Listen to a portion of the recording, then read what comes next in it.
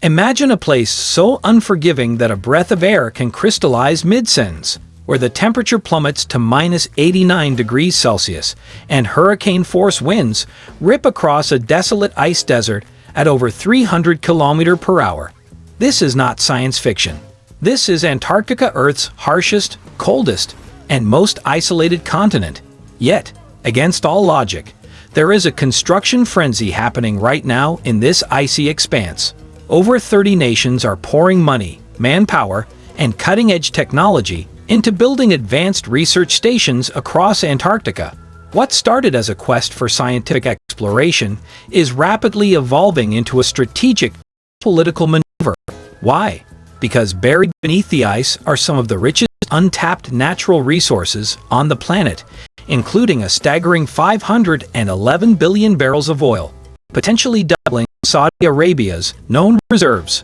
With the Antarctic Treaty set to be reviewed in 2048, the race is on, and the players are not just showing up, they're staking claims. Why bother building on a frozen hellscape? Antarctica is not just cold, it's unrelentingly brutal. Winter temperatures in the interior drop between -70 degrees Celsius to -40 degrees Celsius on a good day. For half the year, the sun doesn't rise. Darkness, isolation, and danger define daily life.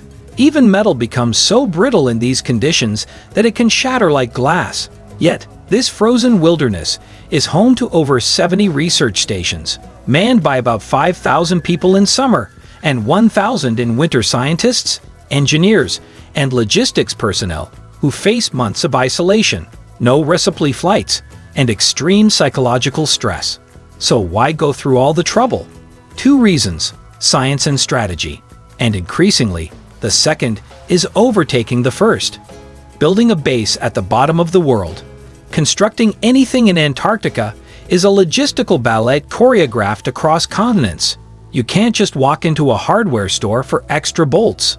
Every piece of equipment, from screws to entire building modules, must be prefabricated, shipped thousands of kilometers, and assembled in sub-zero blizzards by specialists working in hostile conditions with limited daylight.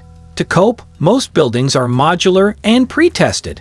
Think of them as life-sized Lego sets built to survive the apocalypse. Let's explore some of the world's most impressive Antarctic outposts and the motives behind them. McMurdo Station, America's polar city.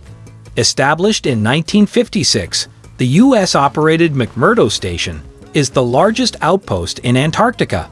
It can house 1,200-plus residents during peak summer and looks more like a mining town than a research base, complete with bars, shops, a post office, and even a movie theater. But don't let the creature comforts fool you. Step outside without proper gear, and you could be dead in minutes. The station is currently undergoing a massive modernization to improve energy efficiency and withstand climate extremes. Strategically located on Ross Island, McMurdo gives the U.S. access to one of Antarctica's most resource-rich regions. Coincidence? Not likely. Vostok Station, Russia's frozen watchtower. In stark contrast is Russia's Vostok Station, where temperatures once reached -89.2 degrees Celsius, the coldest ever recorded on Earth.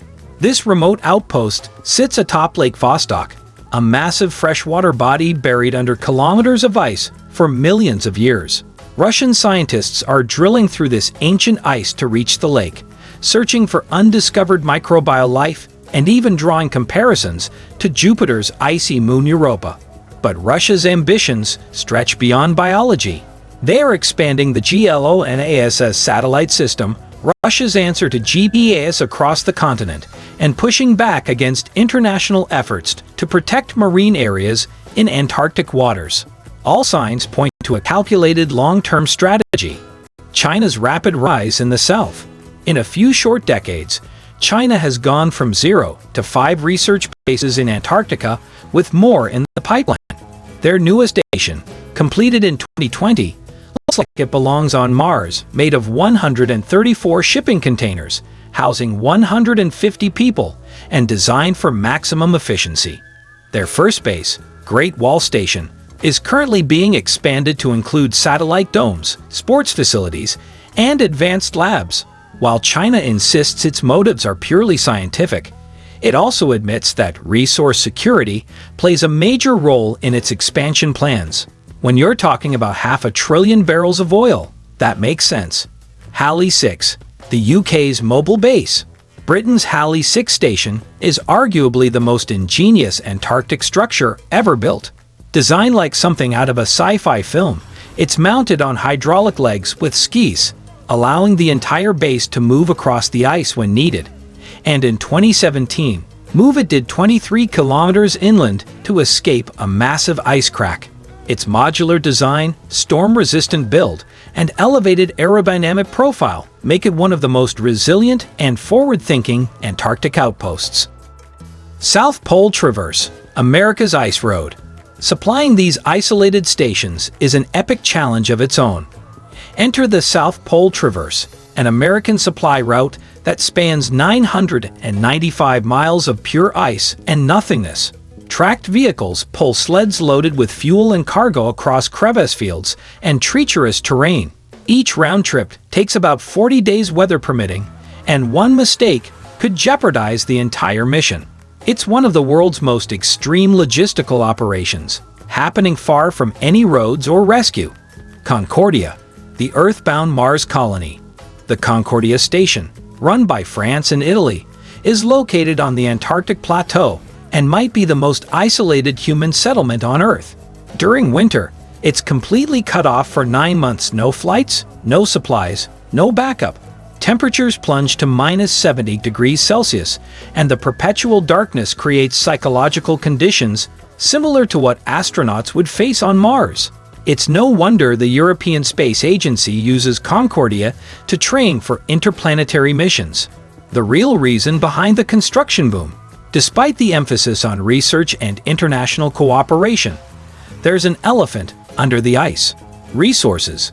Russia's discovery of 511 billion barrels of oil beneath the Antarctic ice has reignited interest across the globe. That's 10 times the North Sea's entire output over 50 years. But commercial exploitation is currently banned under the 1959 Antarctic Treaty, which prohibits mining and drilling. That protection, however, could expire or be renegotiated in 2048. The construction boom, then, is not just about climate data and penguin studies. It's a global positioning game. Every new base is a flag in the ground, a statement of intent, a treasure trove beneath the ice. Oil isn't the only prize.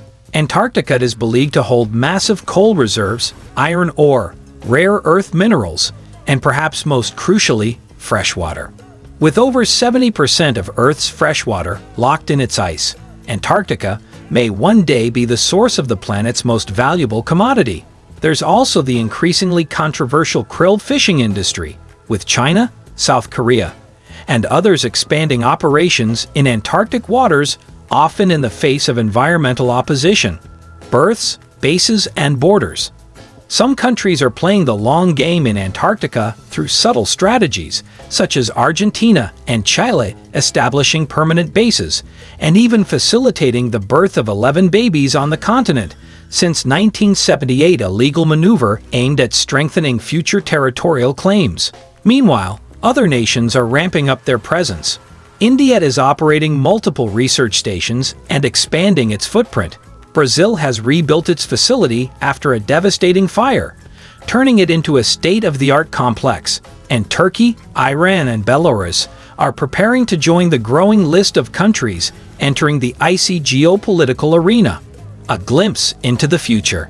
As 2048 draws closer, what's unfolding in Antarctica may turn into the most consequential negotiation of the 21st century. Diplomatic ties, military posturing, scientific credibility, and technological capacity will all come into play. The nation with the most resilient, advanced, and well-established Antarctic presence will have more influence when it matters most. Behind the curtain of science lies a fierce geopolitical contest, and as climate change reshapes global resources, Antarctica could hold the keys to everything from energy independence to water security. The ice-cold power struggle. Antarctica is no longer just a frozen frontier of academic curiosity. It's becoming the stage for a new kind of Cold War, one waged with research stations instead of missiles and bulldozers instead of tanks. Every nation setting foot on this icy landmass is not just studying the weather or ancient microbes, they are making a statement, a claim, a warning. And when the Antarctic Treaty comes up for review in 2048, the real battle may begin not just for oil and minerals, but for control of the last untouched continent on Earth.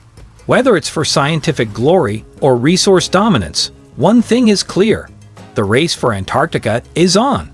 If you found this deep dive into Antarctica's construction boom as fascinating as we did, don't forget to give this video a thumbs up and hit that subscribe button. Thanks for watching, and we'll see you in the next one.